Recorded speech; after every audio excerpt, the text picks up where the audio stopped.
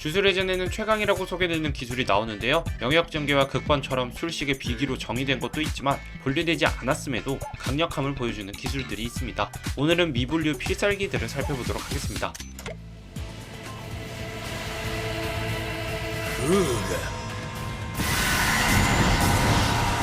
첫 번째로는 저주의 왕 스쿠나의 푸가입니다. 푸가는 조고와의 전투에서 처음 등장했는데요.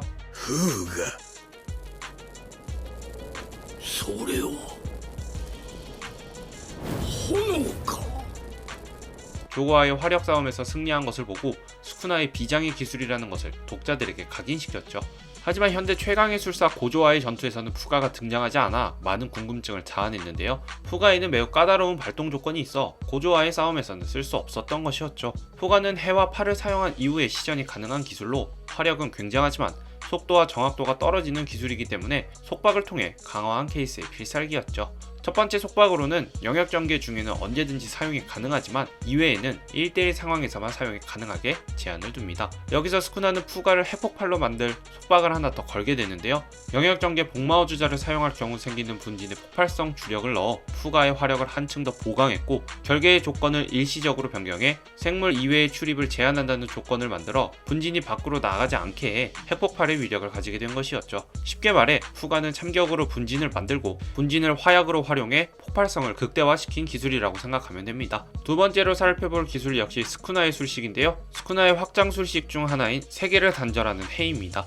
스쿠나와 고조의 전투에서 선보인 참격으로 저주의 왕도 현대 최강의 술사인 고조의 무화환을 쉽게 뚫을 수는 없었는데요. 스쿠나는 마어라를 소환하여 고조의 무화환에 적응하게 만들었고 적응을 마친 마어라의 칼이 고조에 닿는 것을 학습한 저주의 왕은 참격 술식을 확장시켜 세계를 단절하는 해를 만들게 됩니다. 이는 공간 자체를 베어버리는 기술로 어떠한 방어도 통하지 않는 사기적인 효과를 보여주었죠. 이를 통해 현대 최강의 술사를 두동강 내버리기도 하고 400년 전 최강 술사를 와플로 만들기도 했는데요. 강력해 보이지만 스토리 진행상 난사할 수 없게 이후에는 제약이 걸리게 되는 모습을 보여줍니다. 하지만 고조로 두동강된 기술로서 강력함은 인정할 수밖에 없는 필살기라고 생각되네요.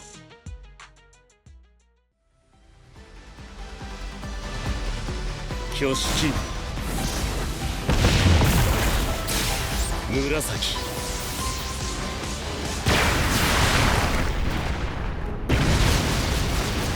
세 번째 최강의 기술은 고조 사토루의 무라사키입니다. 무라사키는 무화환 술식의 5위로 아오와 아카 이외에는 잘 알려지지 않았었던 기술인데요.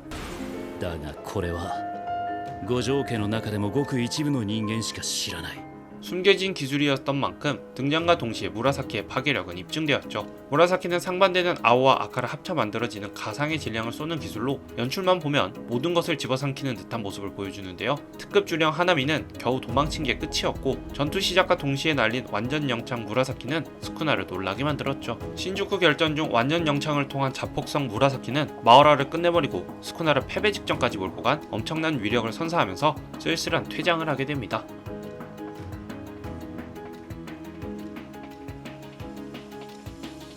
네 번째 최강의 기술은 역시나 스쿠나에게 패배했지만 400년 전 최강의 술사라는 타이틀을 지닌 뇌신 카시모 하지메의 환소 호박입니다. 환소 호박은 일회성 술식으로 카시모가 전기 주력으로 일으킬 수 있는 모든 현상을 보다 유용하게 사용할 수 있게 육체를 개조해주는 효과를 가졌는데요. 이전 전투를 통해 카시모는 전기와 같은 주력을 바탕으로 필중의 번개를 사용하기도 하고 무기술과 체술도 뛰어나 400년 전 최강자의 포스를 보여주었죠. 하지만 작가의 마음에 들지 못한 캐릭터였는지 그동안 보여주었던 전기 기술의 버프격 기술이라는 것만 보여주고 일회성 술식이라는 엄청난 궁금증을 자아낸 환수호박은 역사의 뒤안길로 사라지게 됩니다.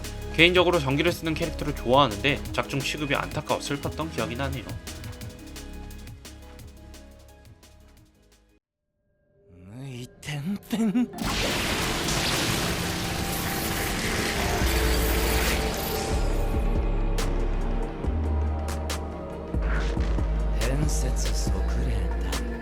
다섯 번째 필살기는 예쁜 쓰레기 마이토의 편살증형체입니다. 마이토의 술식은 무의전변으로 영혼의 구조를 이해하고 육체의 외형을 마음대로 바꾸는 기술인데요. 사실상 손에 닿으면 죽는다고 보면 되는 필살의 술식이죠. 주인공 이타도리와는 악연으로 묶여 여러 번 전투를 했는데요.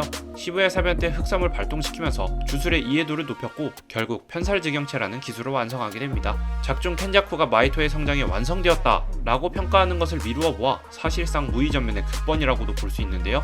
하지만 작가가 공식적으로 분류하지 않았기 때문에 극번에는 제외시킬 생각을 해보았습니다. 편살직영체의 가장 큰 특징은 방어력에 있는데요. 주인공 이타도리의 최후의 흑섬을 제외하면 어떠한 공격도 먹히지 않는다는 것을 보여주었습니다.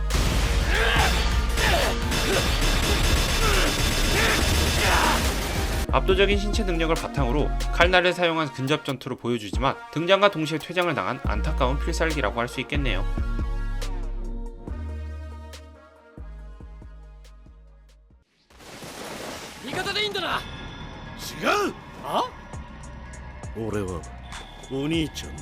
여섯 번째 필살기는 이타도리의 오니짱 초소우의 천열입니다. 천열은 적혈 조술의 필살기로서 사용되는데요. 혈액을 한 개까지 압축시키는 백념을 손가락 끝에서 사출시키는 기술입니다. 단순하지만 강력한 기술로 레이저빔과 같은 모습을 보이는데요.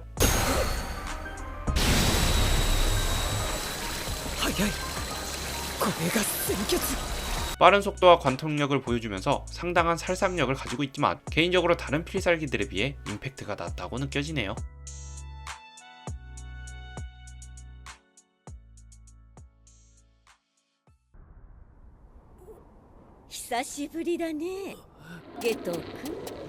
일곱 번째 필살기는 츠쿠모 유키의 블랙홀입니다. 츠쿠모 유키는 몇 안되는 특급술사로 본바이에라는 술식을 사용하는데요. 이 술식은 자기 자신에게 제한 없이 가상의 질량을 부여하는 효과를 가지고 있습니다. 쉽게 생각해 제한 없이 손에 무라사키를 두르고 싸울 수 있다는 건데요. 겐자쿠와의 전투에서 가드한 팔을 무시하고 데미지를 주는 어마어마한 모습을 보여주었죠. 공격 몰빵용 술식인 본바이에를 극한으로 확장시켜 자기 자신을 블랙홀로 만들어 켄자쿠와의 동기어진을 선택한 츠쿠모 유키. 이론상 지구를 날려버릴 정도의 파괴력을 가지고 있지만 여러 변수들을 고려해 블랙홀의 출력이 약해졌고 켄자쿠의 반중력 기구에 상쇄되고만 비운의 필살기입니다.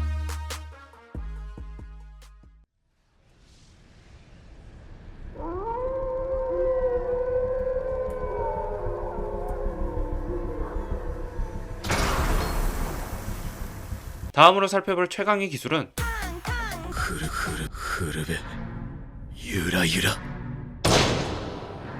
탕후루 마니아 메구미의 마어라 소환입니다. 정확하게 말하자면 메구미는 마어라를 제대로 조복시키지는 못했는데요. 하지만 위험한 순간에 사실상 자폭기인 마어라를 소환하려고 자주 시도합니다. 후르베 유라유라라는 영창만 듣고 마어라는 구경도 못한 게 현실이었는데요. 이후 시부야 사변 때 진짜 모습을 나타낸 마어라는 굉장한 포스를 보여주었죠.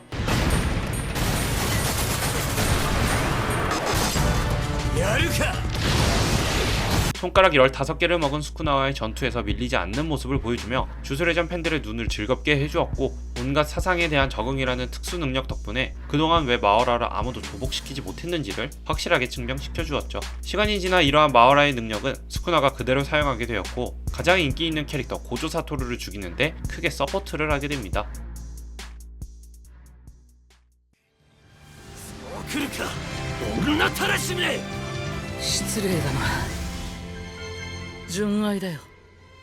마지막으로 살펴볼 필살기는 사랑꾼 오코츠 유타의 고출력 수뇌빔입니다. 오코츠 유타의 술식은 모방인데요. 모방이라는 술식 하나도 사기지만 특급 과조원령 오리모토 리카의 존재가 그를 한층 더 사기로 만들어주고 있죠. 수뇌빔은 주술회전 제로에서 첫 등장을 하는데요. 게토의 극번 소용돌이에 맞서 자신의 목숨을 담보로 주력의 제한을 해제하고 이를 이용한 고출력 수뇌빔으로 게토를 쓰러뜨리게 됩니다. 여기서 한 대사 때문에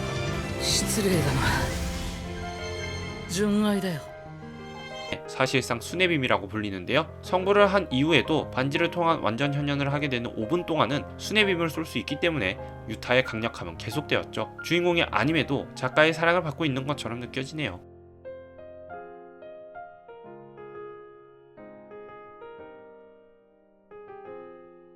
여러분들이 생각하는 최강의 기술은 어떤 게 있나요? 댓글로 의견 나눠주시고 구독 부탁드리겠습니다.